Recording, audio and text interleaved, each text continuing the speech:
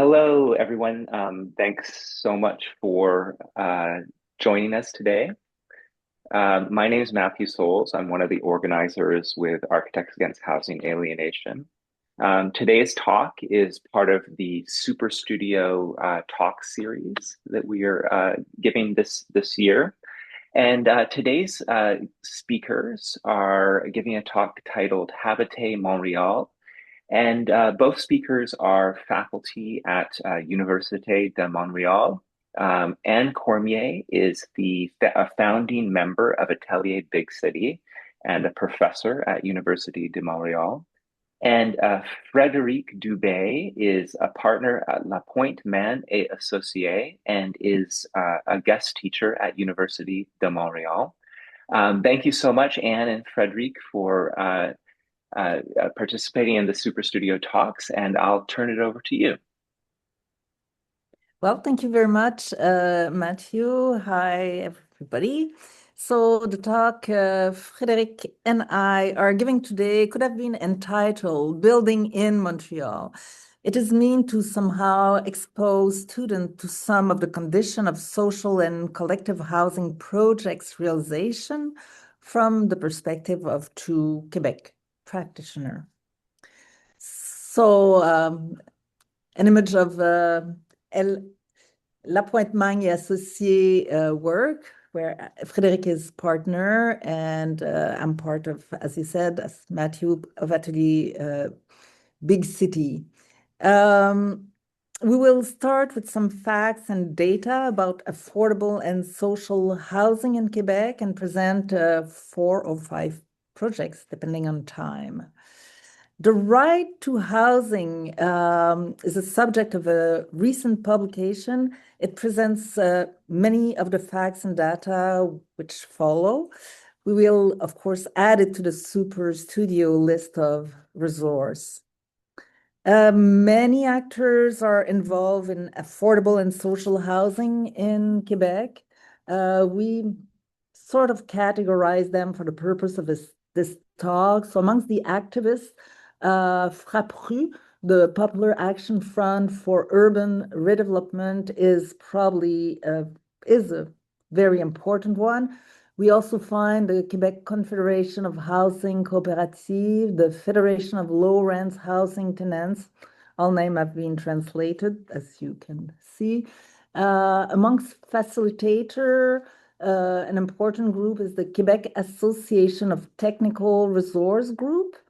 The Technical Resource Group, GRT, do assist organization or citizen groups in developing community real estate projects. They work very, very closely with architects. Amongst facilitators, we also have the Federation of Nonprofit Housing Organization. And then we have builders, amongst them the municipal housing authorities. In Quebec, we have 108 OMH. And then in Montreal, for instance, we will have the Montreal Housing and Development Corporation, which is the real estate arm of the City of Montreal. You will hear me refer to it as the SHDM, it's French acronym. Plus, of course, there's nonprofit organization, housing co-op, and even some private developer. Then there's government agencies. Well, you are familiar with Build Canada Homes. Well, familiar is a big assumption because nobody's totally familiar with it right now. It's replacing the CMHC programs. And in Quebec, we have the Quebec Housing Corporation, which offers and manages affordable housing programs. Currently, their main program is called the FAC, Programme d'habitation abordable au Québec. Some info about social housing. In Quebec, we have what we call HLM, Habitation à loyer modique, where the tenants spend a maximum of 25% of their income on rent. And then we have affordable housing, where rents are approximately 85 to 95% of the median cost of comparable housing in a neighborhood. Some more info data. So 9.2% is the percentage of rental properties that is social housing right now in Quebec. Well, 2021. We have an objective of 20%. We're not there. Quebec has about 170,000 social housing unit and 74,000 housing unit are low-income housing HLM. There's 35 to 40,000 households who are on the OMH waiting list each year. And the average waiting time to obtain either low-income or affordable housing in Montreal is 71 months. That's a long time. I chose to present the project called Le Christin as a short obstacle course, short because Frédéric went to a way longer obstacle course.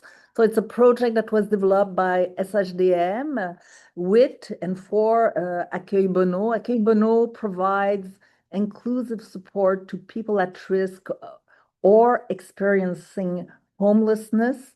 It was partially funded by CMHC, Option 2. So the entire complex is, complies with universal design principle, which is normal, I guess. Le Christin is located downtown Montreal. I chose to present this project because it offers a good example of a complex process. Even if ultimately everyone involved agreed about the urgency of providing more social housing downtown, its realization implied many reports, presentation, feedbacks, and so on. So back in 1914, Le Riga was built by Joseph Arthur Godin, an architect and developer, as a tenement house. It's inspired by Art Nouveau. It's one of the first experimental reinforced concrete construction system in Montreal. And since then, it has been identified as a building of exceptional heritage value. Fast forward, 1990, SHDM purchased the building, and 26 years later, it joins local stakeholder and decide that the Christin will help to house homeless people in the city center. Also, the decision to do a major renovation project is done. I guess in a movie you would have 2017-18, the stripping of the concrete structure reveals its critical condition. The conclusion is that the building must be demolished. Okay, in Montreal, to obtain a demolition permit, a replacement project must be submitted. In this case, this was not an issue for SHDM as the demolition was meant to allow for the construction of a new building, the Christin. So replacement projects in general must be submitted to what we call the CCU, which basically means the Urban Planning Advisory Committee of the borough.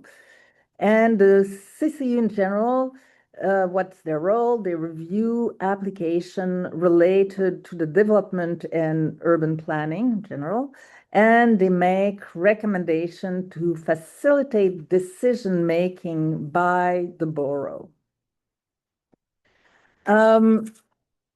Also, the new project in itself was not totally conform to the borough's urban planning regulation, but as it was intended for persons in need of assistance, protection, care, or accommodation, it could be authorized under the Article 89 of the City Charter.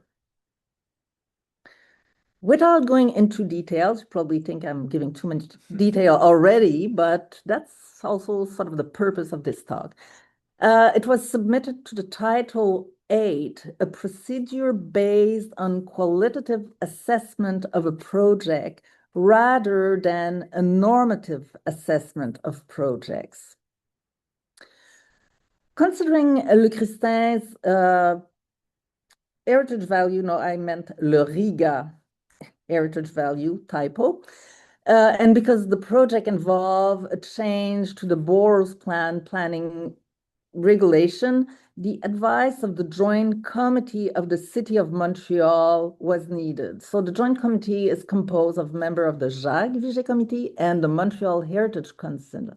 So it draw on the complementary expertise of those two bodies. May 2018, SHDM issues a limited call for tender for a replacement project. So we are invited to apply to do that replacement project. Very happy to do it. And this gives you an idea of the first document we developed. So an urban and historical analysis report presented to the borough. This is an excerpt from the 37-page report. So you have things about the development of the neighborhood, the position of the existing Riga building in the neighborhood, the environment, it's the density. So we eventually get feedback from the borough, and about 6 months later, we submit a replacement project to the CCU this time. So this is an excerpt from a 22-page report. So there's, of course, an image of the building, its location on the site, its implantation, and we comply to the règlement d'urbanisme, except that we are demolishing a building and there's one of the setback that is not compliant. I won't explain here, too long to do. So we submit plans, submit preliminary elevation, and some more detail about the units, the way they would be lived in. On the ground floor, for instance, we had a high perforated fence to provide more privacy versus the sidewalk. We also have to show color, material, and so on. The CCU accepts that the state of the existing building, Le Riga, justify its demolition. Of course, they're not too happy about it, but that's the conclusion. So it issues a favorable opinion with condition. So we have to revise the treatment of the proposal to favor a more understated composition of materials, ensure that the existing building will be documented during its dismantling, reduce or remove the fence in front of the ground floor window, and consider a setback of the top floor to reduce the environmental impact of the new volume on the surrounding area.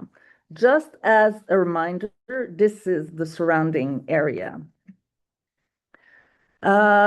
So they also inform us of all the steps to come. A month later, a fairly forceful attack against the demolition of the Riga comes out in the newspaper. Lots of noise. Héritage Montréal contact SHDM. Lots of discussion, and eventually the fate of the Riga is accepted. In March 2019, the project is presented to the Joint Committee, and this is an excerpt of the 30-page report. The March 2019 presentation was similar to the previous one, to the CC. However, the issue of fighting homelessness in downtown Montreal is put more strongly forward. The earlier presentation to the CCU aimed primarily at obtaining the right to demolish Le Riga because of structural failure. At the Joint Committee, it was more the overall terrible existing human situation and the positive impact of the new project that were presented as the main argument. So we get, next page. we get the answer of the committee. It issued a favorable opinion on the removal of the Riga apartment from the list of building heritage and architectural interest, blah, blah. It recommend, however, a sustainable demolition, the writing of a report on the existing building. This was done by professor from UQAM who are specialists of concrete construction, and I also recommend the increase of collective space on the ground floor, natural lighting and natural ventilation of the unit, the general energy efficiency of the new building, and the exploration of creative architectural solution to ensure optimum relationship with neighborhood buildings. At this point, our first mandate was complete, and SHDM issued a call for tender for professional architectural services for construction.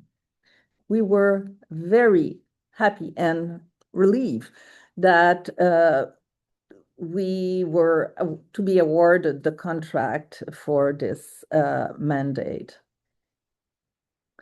So this follows with more document presented to the CCU. So this is March 2020. You can see that we didn't do the setback. We managed after many discussion to avoid the setback on the top floor. However, we diminished the height of the fence on the ground floor. We also had to present a variety, at least, well, we presented 4 palettes de couleurs for the glazed brick of the building, and we ultimately got a positive answer, favorable opinion, including condition, amongst them the choice of color palette number 3, plus adding a neutral color, plus replacing the yellow brick on the west wall, plus submitting the whole revision. Anyway, you see there's a little dotted point between March 2020 and October 2020. So we have development of working drawing, COVID, construction costs, skyrocket, etc.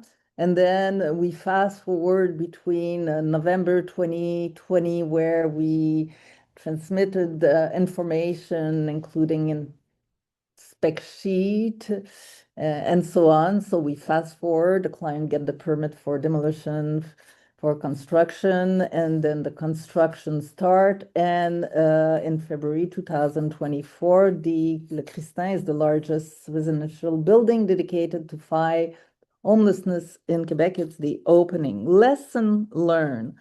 A para-municipal such as SHDM, even with a project aiming at housing the unhoused, will have to go through many municipal instances, and again and again. Also, for me as an architect, the length of the process was not the issue. It gave us time to work on the development of the project. However, the relentless and sometimes absurd questioning of the project was somehow exhausting.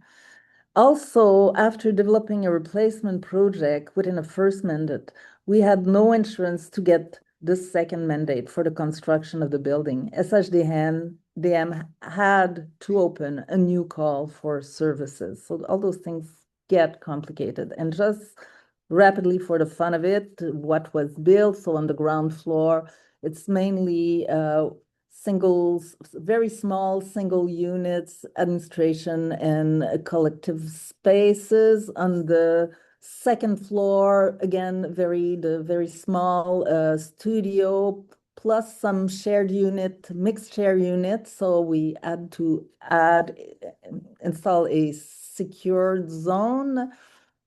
We're very happy with the unit. some very small unit with very large windows.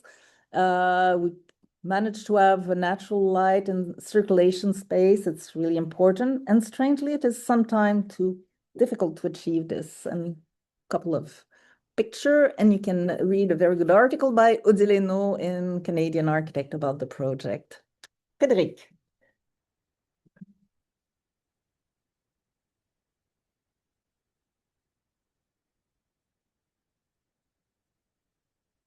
Okay, thanks, Anne.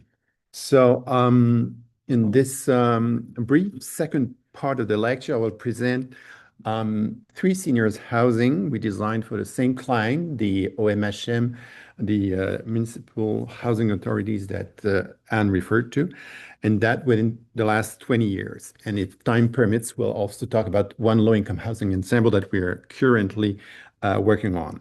For each, I will also focus on one issue, or as Anne mentioned, also lesson learned from the successive project, the three successive projects, and namely standardization, negotiation with regulatory authorities. Thirdly, why does it take so long to develop social housing, and broached on that. And finally, the question of densification.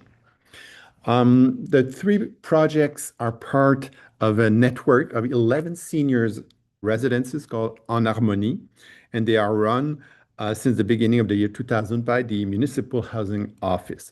The OMHM that Anne referred to holds 24,000 rental units in Montreal, about 1,500 of which are affordable units for seniors. And one of the conditions to qualify is that people have to be over 65 and with yearly revenues of less than $50,000. They offer mainly studio and one-bedroom apartments with some two-bedroom apartments. And in terms of services, you have a communal cafeteria, a multi-purpose room, a facility for hairdresser and nurse, and the rent includes 5 lunch meals, amenities, and utilities, and we'll have more on that afterwards. So the first project, the Résidence Jean-Platide Desrosiers, is located in a very modest neighborhood in the west end of Montreal.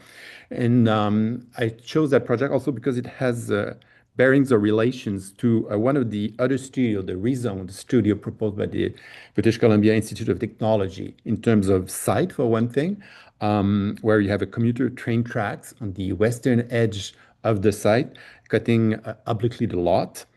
And in fact, the presence of these tracks was one of the reasons why the site was deemed less desirable, and therefore made available for somewhat disingenuously for social housing. The train passed by, but there is no train stop close by. So therefore, unlike the situation in Vancouver, if I understood correctly, this was not to be a thought. For example, the project scale was to remain fairly modest at 5 story. As in BC, the other point I find interesting, the site was the property of a religious congregation, in this case, a Catholic church. And you can see on the left here the former church. However, the church burned down in 2001, which prompted the development. All that was to remain was the presbytery that we see on the upper left, and it was renovated, and it anchors the project to the street side, and it houses all the communal facilities.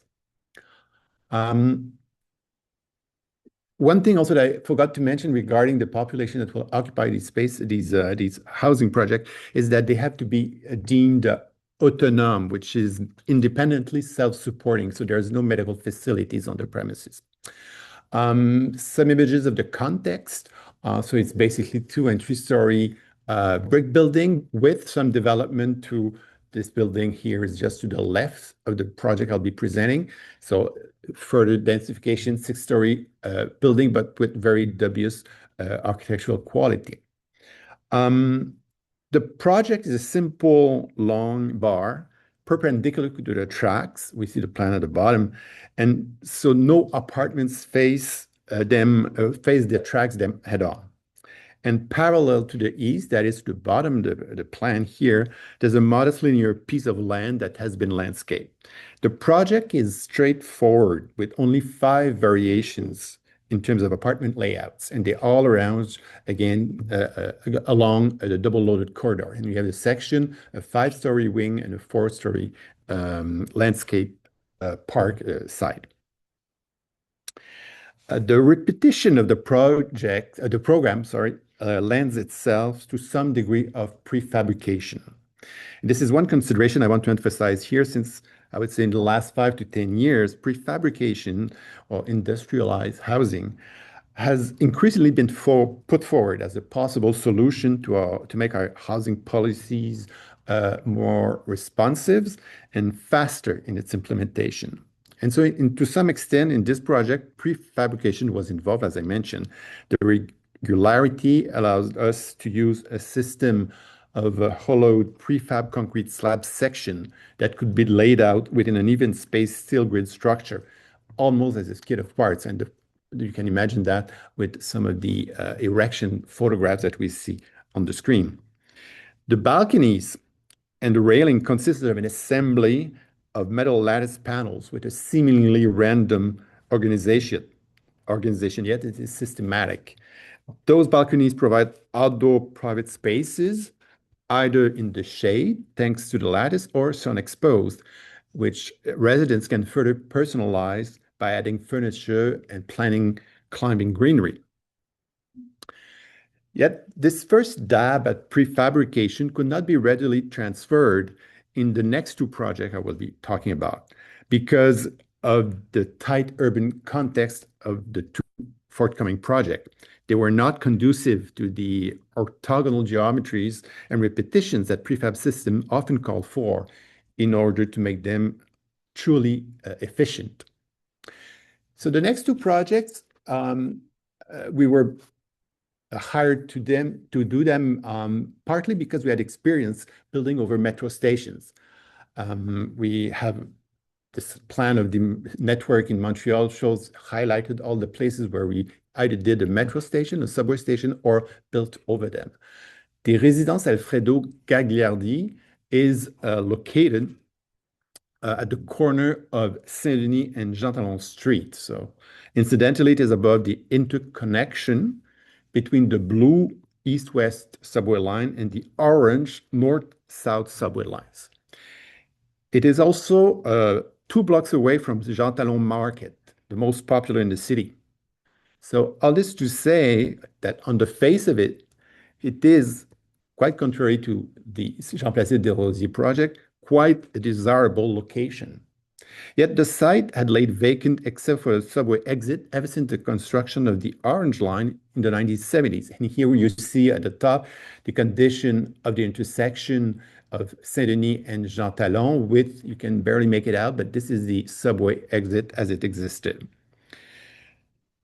And this condition, this vacant condition, notwithstanding the fact that other public housing projects had been successfully built above other stations nearby, namely Beaubien to the south and Jarry to the north on the same Orange Line. So, and you have at the bottom a view of the building when it's completed. So it houses 95 units for seniors and the site coverage is 100%. So it's a very tight site. So why was it vacant? Well, constraint might start to explain it. You first had to deal with the metro station, the subway station that's on the corner here, that had to remain in operation throughout the construction. There were also load constraints. So for example, the bar alongside Berry Street, which is a small residential street, there's a tunnel leading to a platform underneath. So load constraints were imposed. You also had to maintain all the transit authority equipment on site. That is a major freight elevator and the exit stairs to the station, sorry. And finally, you had the building was running along a laneway that was exiting on Berry Street. So the upper floors had to bridge this laneway, which is something very unusual in Montreal. It had to be negotiated, obviously. So it might goes a certain way to explain why private developers were not knocking on the door of the city to develop that site. The project, as I mentioned, also covers the 100% of the parcel. A few photographs of the construction, what I mean when I mention that we have to surround or the existing facilities. So at the bottom, you have here the metro station as we were erecting the steel structure of the Jean Talon side. And here you can see the freight elevators, the exit stairs. So basically, all the steel had to wrap up around those structure throughout the construction. And you can imagine that here underneath Berry Street is where the tunnel further down would be to link to the platforms of the blue line. Also a fairly straightforward plans, but not orthogonal because of the configuration of the streets. So it's double loaded in most spaces. And however, these projects, and I'll talk about the fact that they are higher than most surrounding, they do offer views. That's one of the big advantage for the apartment. So you can, for example, have a view of Mont Royal, which is always kind of a repère in the city. You can also view a view of the Laurentians, towards the north. And that's why we provided two large communal balconies at the intersection of the two bars so that people can gather and watch sunset together. I want also to broach the subject of how to deal with the municipal authorities and regulatory boards with regards with this project. One aspect has to do with densification. By the time we undertook development in 2004, the project, rising costs, though less pronounced than they were to be 10 years later, into which Anne referred for the Christin project, they were already a challenge. So the initial scope of 65 units, that was the initial program, proved to be too few units to make the project viable. The office does not do project on a profit basis, but just make it viable, feasible. So the bylaws, which authorize a 3-story construction and a 5-story construction on Berry, had to be renegotiated to 4 and 6 stories respectively. And as mentioned, Anne mentioned, whatever was higher than 4 stories, there was a strong incentive from the city to ask us to change material, as if when something becomes metal, we don't see it. It's kind of une vue de l'esprit that it's difficult to understand for us architects. At one point, also through the approval process, and here we have a context shot of the building, either going north towards on Saint-Denis or looking south from Saint-Denis.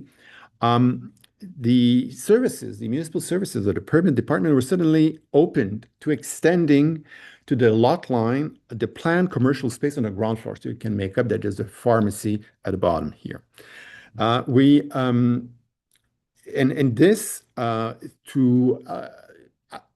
Whereas previously they had asked us to align rather with the alignment of the buildings to the north, because Saint-Denis Street, as you can see in that bottom photographs, bends slightly at the intersection. So we forcibly argued that if additional floor was good for the commercial venture, surely the same logic should apply for the housing components, and therefore we were able to add more units and make it more viable. So these kinds of negotiation explain to a certain degree the varying character of the building depending on which of the three streets it fronts. Our frustration with dealing with a representative at the urban planning and permit department of the borough was also that all their architectural comments had to reference the look and scale of a typical triplex from the 1920s. So it became very apparent that the city was changing scale at that point, early 2000s, and the urban planners of the city did not quite know what to make of it. And so the judgment regarding architecture was very fuzzy, it seems to us. One thing I want to mention, and we are seeing photographs of the Berry Street side also, is that, as you might remember, I mentioned that we had to bridge the laneway. So that meant the northern units here were to be dissociated from the rest of the building. There were no direct connection. Somewhat, we naively thought that this could be made a good thing. That is, that we planned a few 2-bedroom units on that side, as we imagined that families with private entry to their apartment could occupy them. And we also planned bigger terraces on the laneway side so that there could be outdoor safe play space for children, being overlooked also by the seniors that would have been living above. But this hope for generational diversity within the project was not to be, unfortunately, because funding for seniors and family units do not come from the same program. And it proved too difficult to administratively reconcile the two. Therefore, all the units are for seniors. One thing that I didn't mention also was that the planning department had hoped that we would change color of bricks on each of these volumes because it would remind the 24-foot lot size of the neighborhood. And we weren't comfortable with that. And we instead proposed that the bottom part of the building would be a darker brick and the upper part lighter so as to infer that the apartment on the ground floor was somewhat operating in a different mode as opposed to the one above. And these photographs towards the laneway with the terraces I was talking about and the communal balcony on the third and sixth floor, which are very well used. The second project is Îlot Rosemont, Résidence des Ateliers. So it has best remains because in fact it's a mixed-use project over Rosemont subway station. It will be offices mostly and also a seniors residence. And this is a project that lasted from 2006 to 2022, so 16 years. We were first asked to do study development for eventual implementation of the building here. You can see from these aerial photographs the subway station after the municipal workshop had been demolished. So that was the whole area was for the municipal workshop of the city of Montreal. There remains the office part of that workshop and a low-income housing, a HLM had already been built. To the west, you can see remains or traces of the garment industry in Montreal with these industrial buildings, and there are some more of those towards the west. And you can see also that the rest of the surrounding is mostly three-story building. In 2006, the borough urban planners had come up with the general plan, a master plan for the area, which was basically followed, it must be said, with condominiums on the eastern edge, co-op by L'Oeuf Architect. Daniel Pearl is teaching at the University of Montreal, where there's also, he's one of the architects for that co-op. A linear park, the existing HLM, as I mentioned, eventually some cultural facility turned out to be a library and also a kindergarten, and finally the development of the subway site, let's say. One thing we have to say is that when we started, it was not clear to whom belonged the lot. For a long time, the transit authority believed that they owned the bus loop that you will see underneath, but it turned out there had never been an agreement to that. So there was kind of a fuzziness in terms of the title owners. 2006 view once again from east looking west, and you see the garment industrial building I was referring to, and behind them the mountain that we can see. Here we have a view from the northwest of the building with the condominiums built already.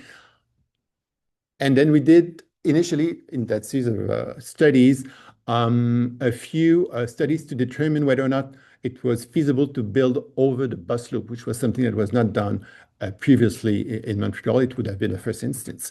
And the idea behind these studies was to determine by how much it would cost more the project to do that. So obviously you put more units, but it costs more. And you have to find funding, different funding for what we call the surcoût, the overcost.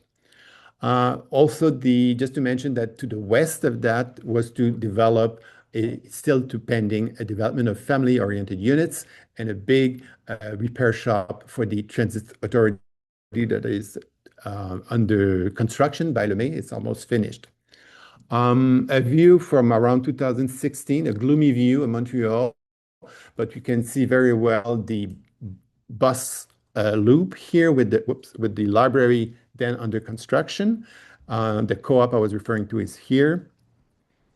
Some of the constraints for that project, obviously it's a very corner site, so it's very demanding in terms of deliveries.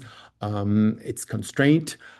We also had to plan an underground parking, and we were to use the underground entrance of the HLN next door to have access to our underground parking under the bus loop. The bus loop had to change very little configuration. The transit authorities were not very amenable to major changes to that. And also, we wanted the building to somewhat channel the circulations toward the subway station. Some constraint also in terms of structure. We had a tunnel here underneath for the orange line. So here on this part, which is here also on the upper right-hand corner drawing, we had height limitations because load limitation, whereas over the loop, we would have had to plan oversized beam, so to span the width the bus needed to do their return. Three options also that were under consideration. At one point, we were also considering doing a U shape, so to have more units, but we recommended against that to the office in 2014 because we felt it was too ambitious and would be just too complicated. You must bear in mind, this was the biggest project that the office, the municipal housing office, had on their board since the beginning of their existence. So they were a bit nervous also.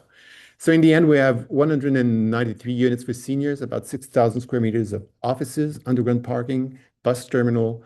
Site coverage is about 66% with the public plaza in front and a floor area ratio of 5. Some photographs of the building as completed on Boulevard Rosemont. So as I mentioned, it's a tall building with respect to the rest of the neighborhood. So the apartment enjoyed great views of the city, even distantly to the St. Lawrence River. The way the plan is organized, you have the 3 lower stories are in orange offices, and then above that is the housing component. The ground plan, so the 2 components, the housing and the offices, had to have different entrances. So the office is located on Rosemont Boulevard, and we introduced that angle that I'm referring to so that the flow of people going to the subway station would be natural. And the entrance to the seniors that need drop off and also plan for emergency vehicles, for example, would be on Saint Denis. And we were somewhat nervous about that because it's very unurban disposition. So you'll see how we handle that. And you can see also the bus loop, but in the center of which we needed to introduce fire exits, some of the structure. So this proved to be a challenge on terms of, you can imagine, we have to coordinate whenever there's an evacuation, it has to be coordinated with the circulation in the loop to prevent any accident. General plan of the offices. What we did is that the cafeteria of the employees all look towards the Mont Royal with terraces.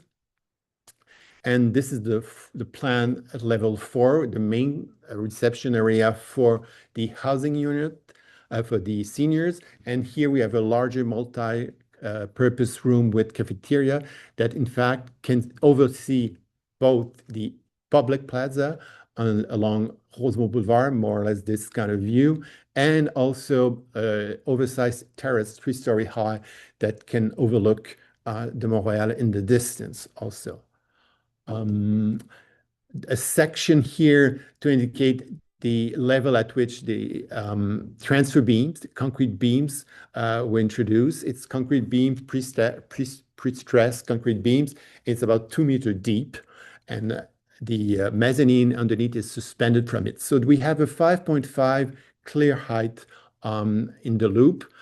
We spent a fair amount of time to make sure that this space would not be gloomy. So we have kind of an angled soffit, perforated soffit for also acoustical reason, and we have some light effects to introduce some visual enjoyment while people are waiting. And here you have the view to the drop-offs for the seniors housing and its entrance along Saint-Denis Street.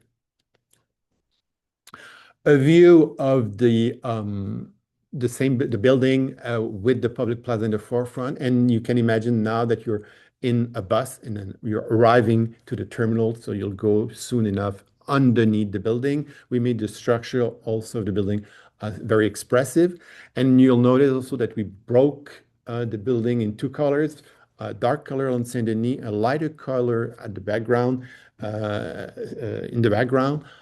This because next door to the left would be the library by Danangan Architects, and it's a lighter metal building. So we want to transition to operate this way, but it's also allowed us to somewhat interlock these two components, and where they meet, we have big voids, for example, for the terrace that I was referring to.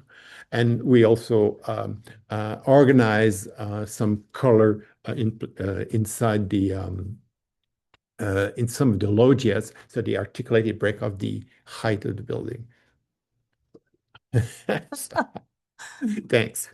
A view southwest here. Notice that also when you're doing with housing, all the apartment needs to have, or the mandatory that they have balconies. So balconies become a way of breaking the monotony of it. So we have some loggias, we have some projecting balconies, we have details of balconies that sometimes are perforated, sometimes they're verticals, sometimes they're opaque. So this is to make the building more interesting visually. Some inside photographs. So this is the main reception area of the residence called Résidence des Ateliers on the 4th floor. In terms of how our relationship with the client evolved, here it was a third residence, and so we were allowed more, and their thoughts also had evolved. So they were more open to having more modern, more contemporary expression, and even some tongue-in-cheek accessories like the chandeliers. So the spaces is very well lit. And because of the form of the project, you remember the first project, we had only 5 variations. Here we have 36 variations of the apartments. And one thing I think we should emphasize also is that this is a typical plan and view of a very standard apartment with the kind of views they get. So it's always interesting to know how much does all this cost. So on average, it costs $1,875 per month for 1-bedroom units, and this includes the 5 meals I was referring to, all utilities and all facilities. And almost all people get an additional subsidy for, it's called a program, staying at home. And most people will pay rather $1,650 a month. And almost half of the unit, 95, come under another program, which is subsidized unit. And those people will pay $1,175 per month.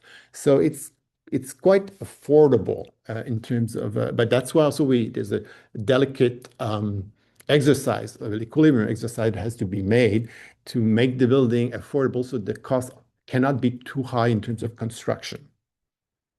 And here I will offer one quandary I would like to consider and Anne broached on that is what would be a reasonable time frame to carry out such a project, you know?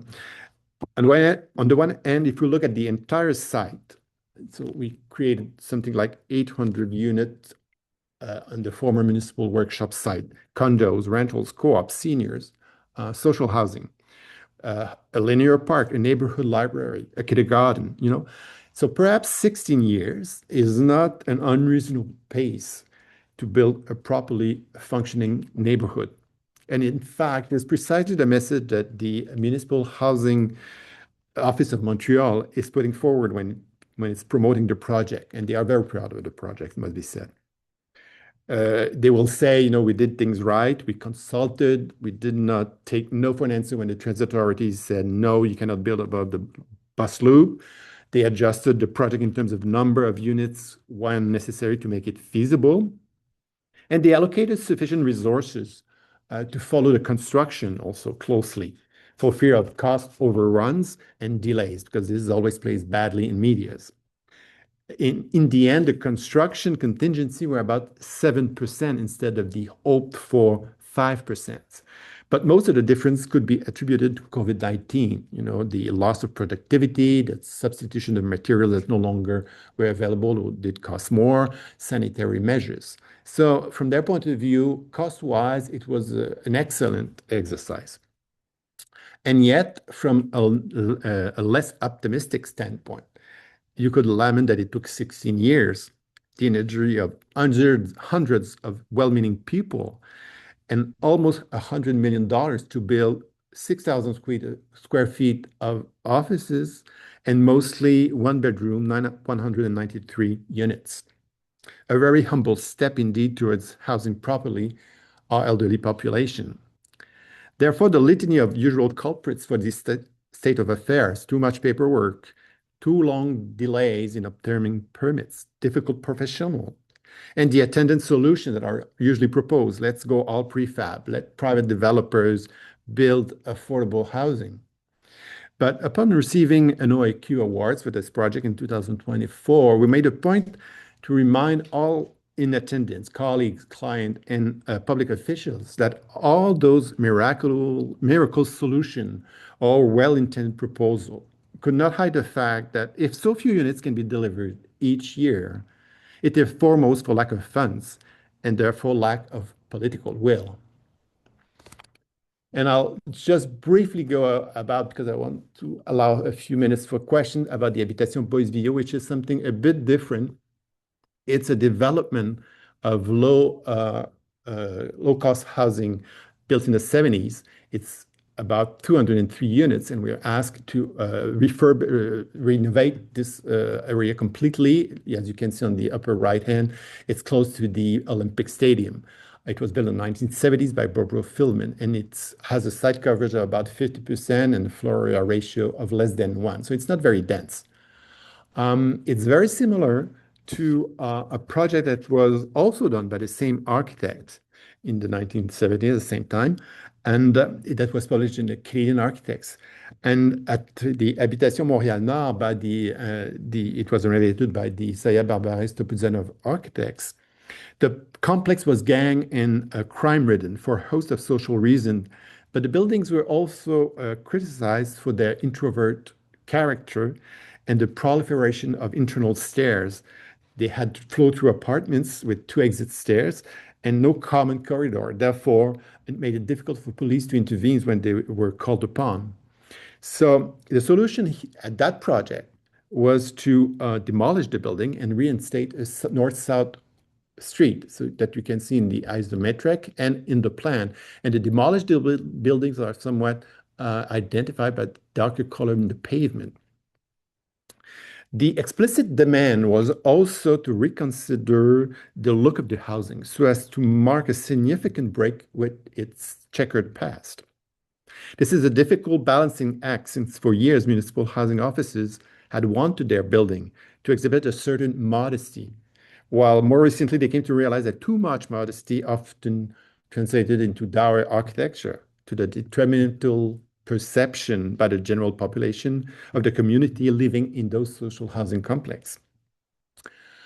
So this is a view of the Saya Barbares project in Montréal now with, as you can see, external staircases brought out so that you can supervise them more easily.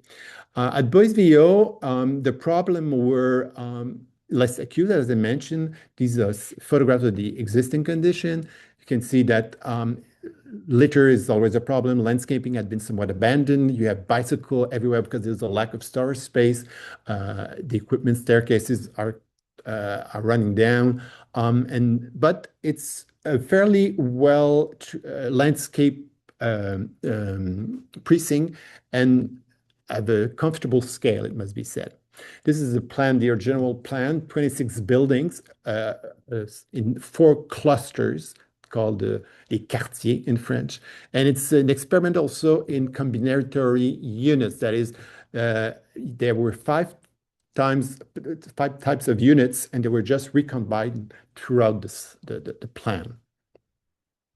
I'm going a bit fast, but here is a general layout as we will rework it. With in blue, the additional spaces we'll be creating, mostly to turn all the staircases towards the raised public plaza around each cluster, so that people will feel safer seeing all the staircases on the same side.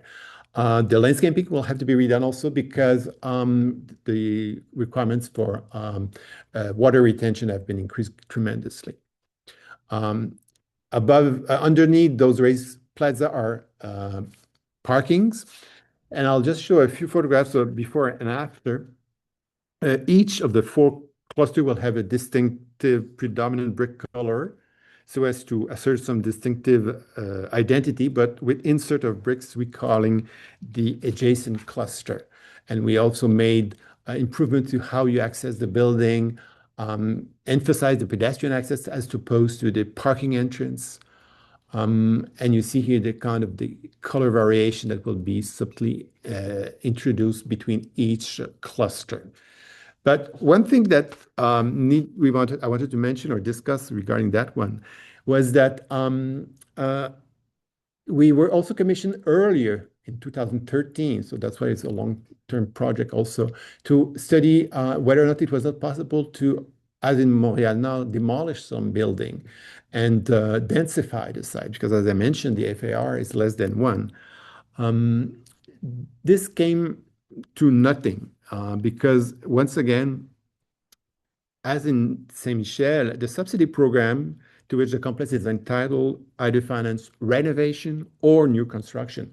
To pursue both proves complex without knowing for sure which part will get its financing, if time-wise it can be made to work together, coupled with the real headache of having to relocate the tenants while all this goes on in different phases. So in the end, it just proved too complicated for. Therefore, at Saint-Michel, you demolished some buildings and had stories to make up for the lost units. At Bois VO, you maintained the footprint except for the small additions, but because the funding programs are too complicated and impossible to anchor together, we have lost the opportunity to increase the number of low-income housing. And the study were between 90 and 150 units. So to me, it's a real question of missed opportunity. This, meanwhile, while private developer and foundations propose alternative solutions, such as all lookalike standard housing. And you have an example to the right here. This is being proposed by a foundation. They are building 11 of these 6-story buildings, all the same, whatever is the urban context into which they'll be inserted.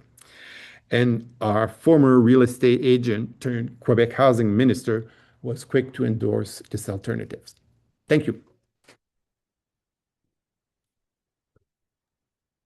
Thank you, Anne, and thank you, Frédéric. That was really exciting. What an impressive selection of projects that you shared with us. So this is an opportunity, everyone, to ask any questions. All questions are great questions. Feel free to just turn your mic on and ask your question live, or if you prefer, you can write it in the chat. I will add that the students who are here, they can ask their question in English or in French. Maybe they can come closer to the computer or just say it from where you are and we'll translate. Vous avez compris ce que j'ai dit, j'espère. C'est bon.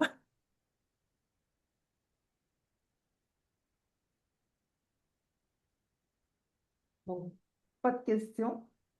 Ou c'est trop rapide?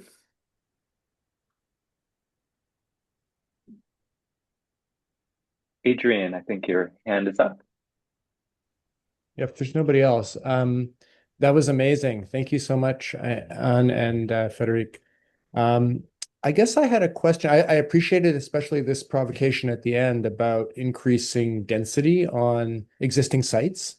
And I guess I'd love to hear more about your thoughts on that. I mean, I feel in Toronto, there are a number of public housing sites which are being extensively densified but they're not being densified with more rent geared to income or affordable units. They're densified. They're meant to replace the existing units, and then they're densified with market units at 3 to 5 times density. But I guess I'm just interested in your thoughts about like affordable housing and land assets and how they can be best maximized, or what a good approach is. Yeah. Well, I would say regarding the last project, the Boys Video, when I was uh, proposing that there might have been some densification, um, the um, the it would not be a case, at least in Quebec, I cannot foresee, for example, the Office Municipal Habitation, the municipal housing authority site, be densified by introducing market housing on the site. So that would not be kind of a danger I would identify with proposing densification for the site as I exposed it. And one thing I didn't go into the detail, but the urban condition of that site is somewhat different from the east to the west. So on the east side, it's a very heavily trafficked street, VO streets. So that's why I think it would have been an opportunity to perhaps build higher on that side. So it's very particular to that housing project. I would propose densification, but I think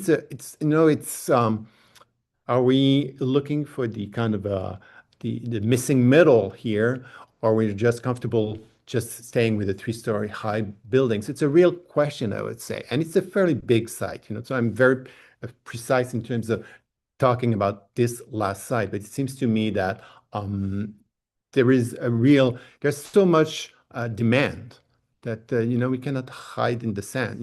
So we really have to consider it, and there might be some drawbacks. I'm at one point when there's too many units, perhaps social cohesion is difficult to maintain.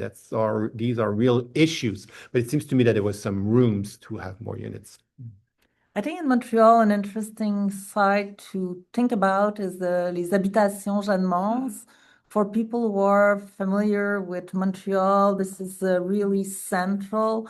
And les habitations Jeanne-Mance are low-cost housing who were built on a site that was entirely demolished. It was a lot of housing, very fragile, old house that today would probably not be demolished, but at the time, at the time of urban renewal, that was done. And les habitations Jeanne-Mance is interesting for a number of reasons. On one hand, it has a low rise and high rise, and also with time, it has become a very green, has an incredible green spaces. And if today somebody wanted to make it more dense, for one thing, I'm sure it would be totally unacceptable to make it more dense for anything else than low-cost housing. That would be totally refused by everyone in the city.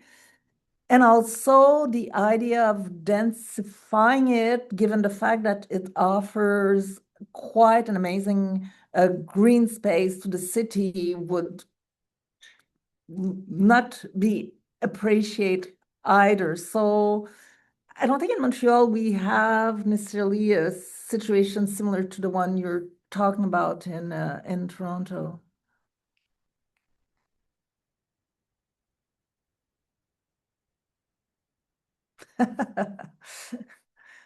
Nice comment.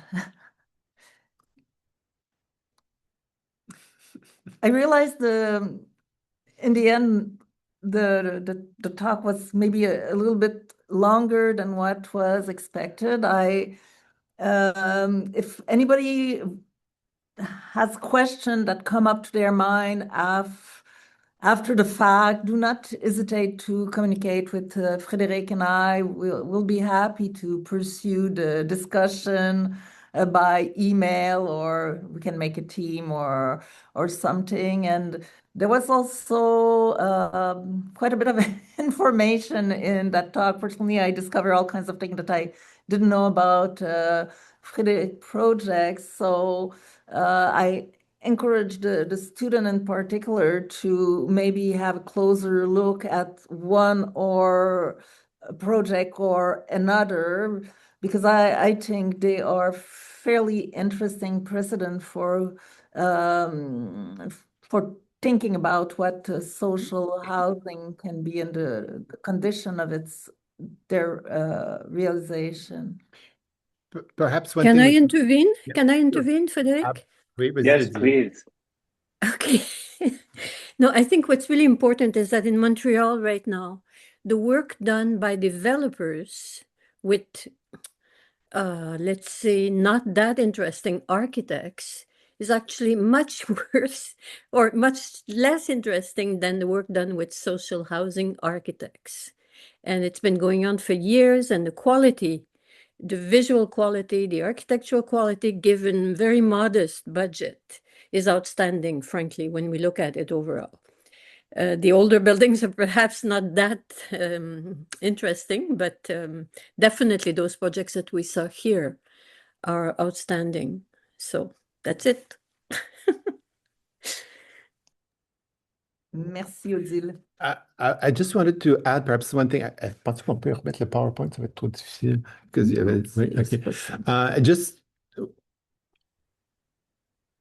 I just want to show the last, forgot there was a last slide at the end. I don't know if we can go. It will be very long. Anyway, while the slide appears on the screen. Anyway, it's sorry, it's okay. We'll just mention that if anybody interested, and we perhaps can send the link. There's a series, a television series, a documentary, 6-part, 30-minute studies, a series following what Anne referred to, the Groupe de Ressources Techniques, the technical research group that accompany co-ops or public housing corporations to develop social housing. And there's a series of 30 minutes programs.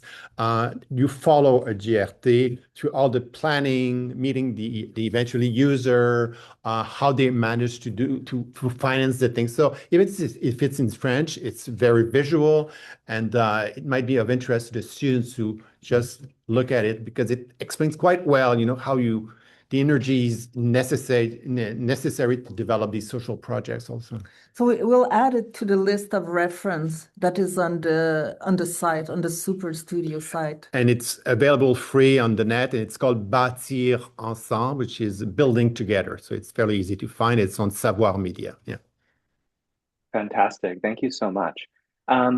I think in the interest of time, just because everybody has classes and schedules to get on with, we should wrap up. But thank you so much, Anne and Frédéric. It was a really, really rich lecture full of information.